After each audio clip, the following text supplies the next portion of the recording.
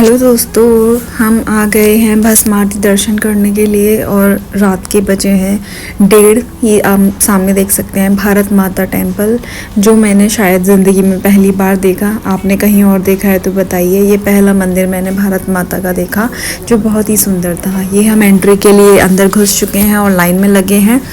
यहाँ पे हो रही थी चेकिंग, जिसमें हमारा एंट्री पास और हमारा ID प्रूफ देखे। ये कुछ इंस्ट्रक्शंस हैं भस्म आरती में जाने के लिए, जो आप देख सकते हैं। काफ़ी कम लोग आए थे इस टाइम पे, लेकिन अंदर जाके देखा तो काफ़ी सारे लोग पहुंच चुके थे। ये हम जा रहे हैं।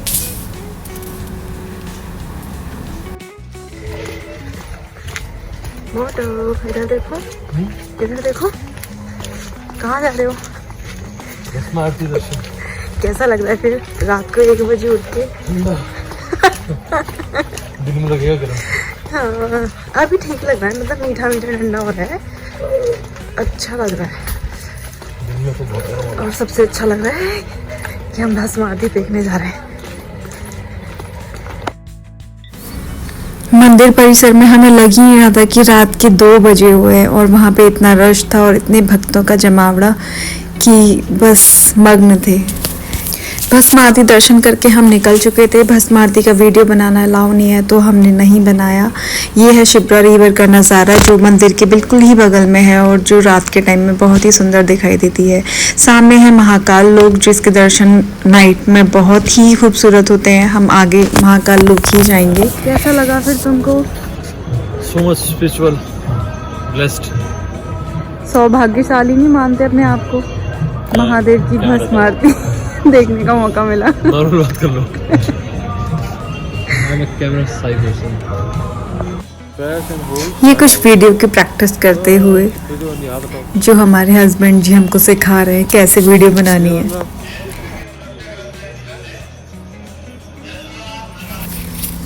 और अब है महाकाल लोक का सबसे सुंदर स्टैच्यू, जिसमें समुद्र मंथन के दौरान महादेव विष पीते हुए दिखाई देंगे और समुद्र मंथन का पूरा दृश्य इतना सुंदर मनमोहक छवि है इसमें महादेव की और बाकी जो भी देवतागण और असुरगण हैं। बहुत ही सुंदर।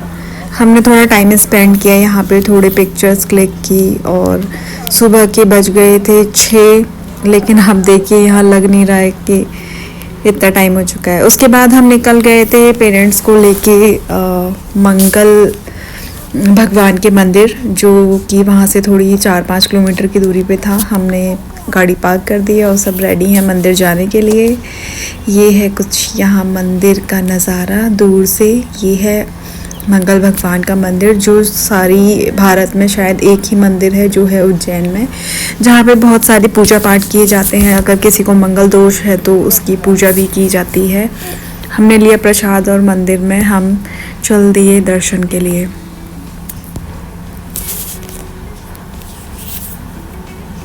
हम मंदिर में सुबह जल्दी ही पहुंच गए थे तो ज़्यादा रश नहीं था, लेकिन पूजा करते करते इतनी भीड़ हो गई कि बहुत ज़्यादा रश आप देख सकते हैं। और यहीं सामने बराबर में है पृथ्वी माता का मंदिर, जो कि मंगल भगवान की माता कही जाती हैं। उन्होंने ही उनको पाला था। पूजा के बाद हम बाहर निकल गए हैं मंदिर परिसर के बाहर, जहाँ पे हमने देखा छोटे छोटे पपीज़ थे, उनकी मम्मी उनको लेके सोई हुई थी, जो बहुत ही क्यूट लग रहे थे। ये देखिए इतने छोटे छोटे। मंगल भगवान के दर्शन करने के बाद हम पहुंच जाते हैं सिद्धिवट, जहाँ पे माता पार्वती का प्राचीन मंदिर है और साथ में है शिप्रा घाट, जहाँ पे कर्म कांड किए जाते हैं और जैसे बच्चों का मुंडन कराना है या फिर पितरों का विसर्जन, तो यहाँ पे ऐसी सारी चीज़ें की जाती है। लोग यहाँ पे डुबकी लगाते हैं, उसके बाद अपनी पूजा पितरों का श्राद्ध करते हैं। तो हमारे पापा जी ने भी यहाँ पे लगाई डुबकी। और ये है कुछ शिप्रा रिवर, उसका नज़ारा कुछ ऐसा है। और दिन के अप्रोक्स 11 बज गए थे तो बहुत ही धूप हो रही थी। ये पापा डुबकी लगाते हुए, फिर उन्होंने करीब अपने पूर्वजों का श्राद्ध, जो देख के बहुत ही मन आनंदित हो उठा।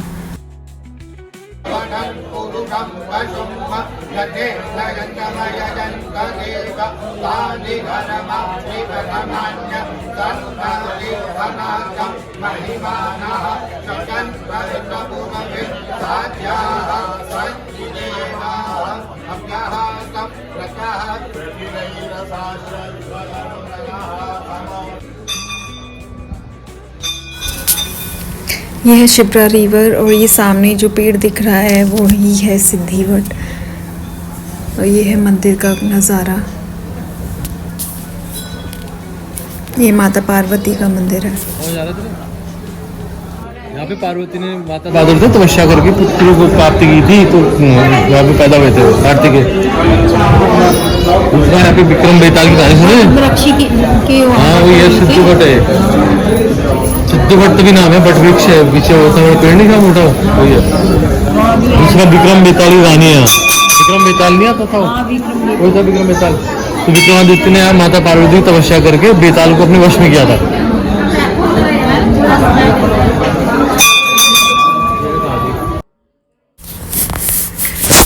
यहाँ ऊपर देखिए, जितने भारत में सिद्धिवट वृक्ष हैं उनके बारे में बताया गया है। और ये यहाँ दीवार पे उल्टे स्वास्तिक बनाए हुए थे। मुझे इनका रीज़न नहीं पता, किसी को पता हो तो मुझे बताना। और ये है वट वृक्ष का, सिद्धिवट वृक्ष का नज़ारा, जो कि बहुत ही शक्तिशाली वृक्ष है। इस सिद्धिवट वृक्ष ने इतनी सिद्धियां दी हैं। माता पार्वती ने यहाँ पे तपस्या की है, तो आप भी जान सकते हैं कि समझ सकते हैं कितना महत्वपूर्ण होगा ये मंदिर।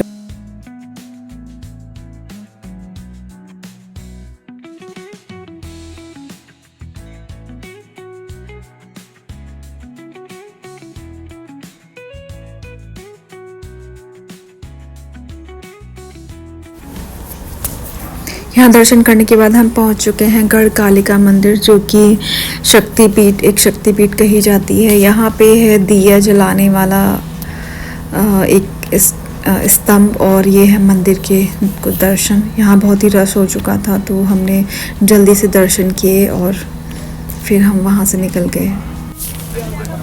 उसके बाद हम पहुंच जाते हैं भरतरी गुफा, जहाँ पे ऋषि मुनियों ने गुफा बनाकर उसमें तपस्या की थी। और ये है उस गुफा के दर्शन, एंट्री गेट। यहाँ पे हम गुफा में गए और फिर निकल आए। थोड़ा सफोकेशन हो रही थी, वहाँ पे रश काफ़ी था। और ये है वहाँ बनाया हुआ मंदिर, तो आप देख सकते हैं इसका नज़ारा। दिन के टाइम काफ़ी धूप हो चुकी थी। हमने थोड़े बहुत पिक्चर्स क्लिक किए और फिर हम निकल दिए। उसके बाद गए हम शांतिपनी आश्रम, जहाँ भगवान श्री कृष्ण ने दीक्षा ली थी। ये उन्हीं का आश्रम है। यहाँ बहुत ही सुंदर आकृति बनी हुई थी। हमने उसको विज़िट किया, वहाँ पे थोड़ी देर स्टे किया। बहुत ही सुंदर था ये। दूसरी दीक्षा तुम्हें को लेनी है क्या? ये है भगवान के द्वारा सीखी गई 14 विद्याएं, उनकी लिस्ट। उसके बाद हमने ली श्री महाकाल की एक तस्वीर, जो हम जाते टाइम अपने घर ले जाएंगे। और फिर हम रात को निकल दिए हैं दूसरी जगह जाने के लिए। और अगले दिन क्या हुआ वो मैं बताऊंगी आपको नई वीडियो में। तब तक के लिए बाय बाय।